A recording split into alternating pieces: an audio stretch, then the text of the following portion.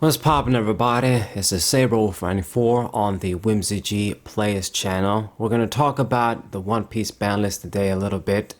If there's one thing I learned from my long Yu-Gi-Oh background is that when a ban list comes out, you gotta talk about it. So even though normally I'd be very busy right now with the Pokemon channel and the latest set Paradox Rift, I gotta address this because there's been a lot of backlash, a rightful backlash. And the One Piece TCG, Bandai in general, ever since Digimon, they've been doing a lot of stuff pissing me off little by little. So let me just address the cards real quick before I go into the rant. We got Whitebeard, Nami, Dadan, and then the Marco, one of the Marcos. This is the second Marco card getting touched, but first things first, Whitebeard, this is really the only card I understand them wanting to get rid of. In the first place, they should not have printed this card like this. I understand the idea, you know, because it's Whitebeard, he's the strongest. Gotta do something a little bit more special with him, make him the only leader with 6,000 attack. But it just creates so many awkward game states. It punishes all of the decks that don't or can't get the big characters out quickly. I mean, it makes all of your other leaders basically useless that can actually attack. It just creates a lot of awkward game states, and the drawback where you just get rid of your own life turn after turn, it wasn't enough. And if you think about it in this way, that you start with an extra life in the first place because it's got 6k, and you get the cards in hand too so you can use them, it just wasn't enough. Perhaps in the future, when the game will become more broken, it could come back and maybe it'd be more balanced, but that's not really a solution either. I don't want the game to get more broken as time goes on and then it becomes like Digimon basically. Besides Whitebeard though, every other card here I don't agree with, and that's because it is my belief, my opinion, that the One Piece TCG has been imbalanced from day one. When I look at cards that get hit, they need to have logic in them for me. Like, just like with Yu-Gi-Oh, you can't have one of the Dragon Rulers be limited, another one semi-limited, and then the other two banned, when they pretty much do almost, they have like the same two effects in all of them. So with Nami and Dadan, they're basically searcher cards. We have plenty of other searcher cards. Red has a lot of them. Black has green, yellow, purple, blue, not so much, but they're searcher cards basically. You know, you get that 2,001 cost. She works as a counter from the hand too and has a nice searching effect for Straw Hats. She is a good card, no doubt, but there's numerous other cards that do pretty much the same thing. Searchers are always powerful in any TCG, but if their worry is, okay, we can't have searchers be too broken, then they should have all of them have some big limitations like weak attack for the cost, don't have a counter effect, that sort of thing. But the way Nami works, she is a great card. Other cards do exactly the same. Buggy, besides not having a counter, it's a better searcher. I mean, 3k, same cost, can't be killed by slash characters. Izo, pretty much the Nami for the Whitebeard decks. So in my head, you can't have this card get fully banned and then all the other searchers that do the same thing, you know, they're around just because this is for the red color. To me, when I look at what they've done, they're basically just okay, we gotta kill off red. We want people to just play with the new cards from OP4. We want them to use like the new shit and not use Whitebeard and Zoro all day long. That's what I comprehend when I look at these hits. Now, people are going to tell me that there's going to be a starter deck that's going to come out that really just exploits Nami. So, I don't know, maybe that's a bit contradictory, but I just don't agree with hits that don't make sense comparatively.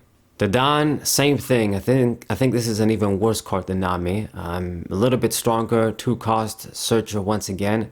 Can get any character with a 1 cost or less. I mean, we haven't seen 0 cost characters to my knowledge, but the only thing that maybe it's a bit too broken on this is that it's not fixed on an archetype. You can get for any color, so I could see it maybe in the future becoming broken, or who knows, but once again, I mean, to just outright ban it completely, like this is the most broken card, doesn't make sense. And I don't even use this card.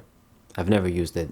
And then Marco, this is actually a strong card. I've said so myself when they banned the other Marco card. I thought that, okay, they banned the other Marco card and this Marco is better.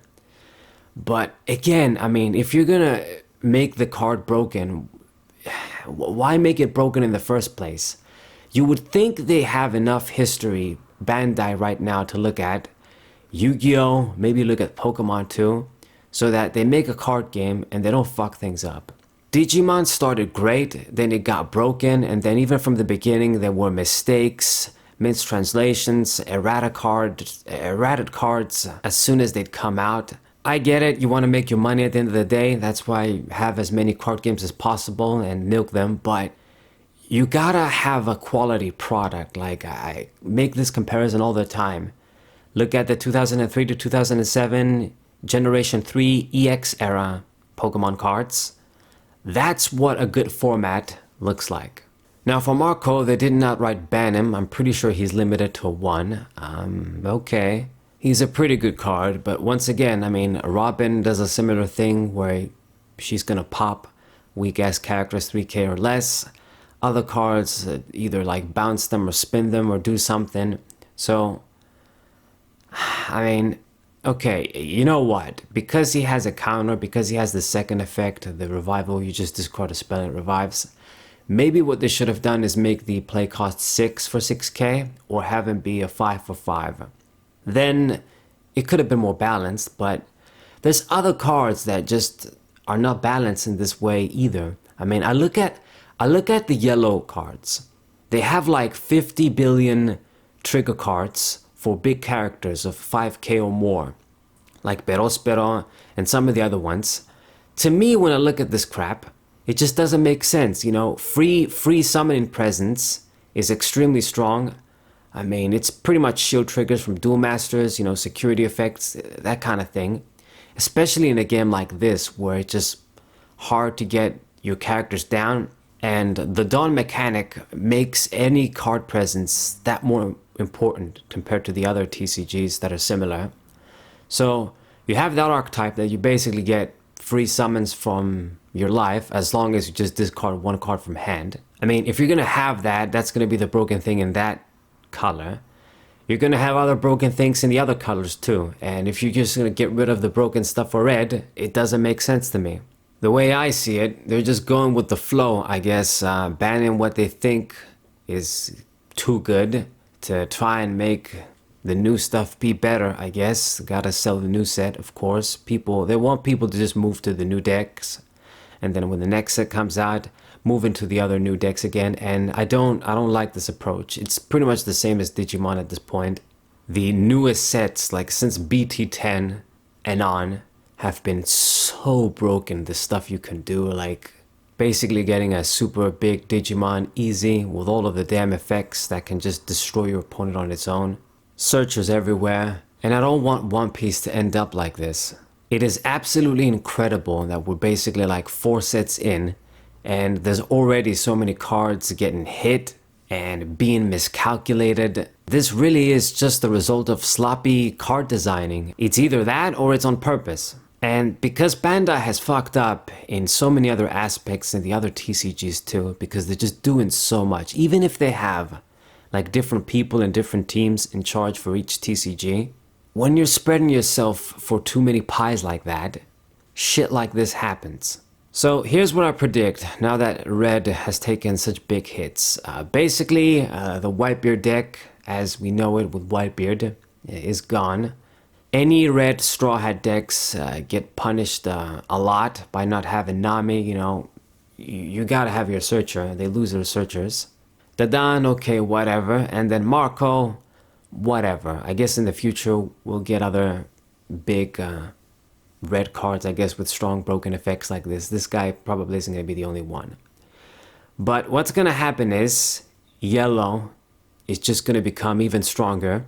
And the green-purple Don Flamingo from OP4 That's looking like a broken deck in my eyes too. I've played against it and it's really nasty. It's gonna be better. And then black.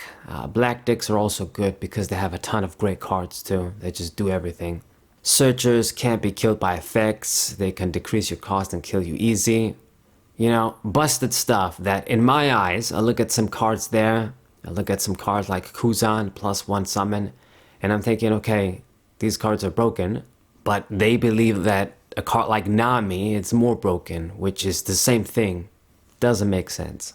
But anyways, guys, this is what I think. I hope you enjoyed the video. Subscribe to the channel, leave a like, share the video with your friends, and I'll see you guys on the next One Piece video. Wazay!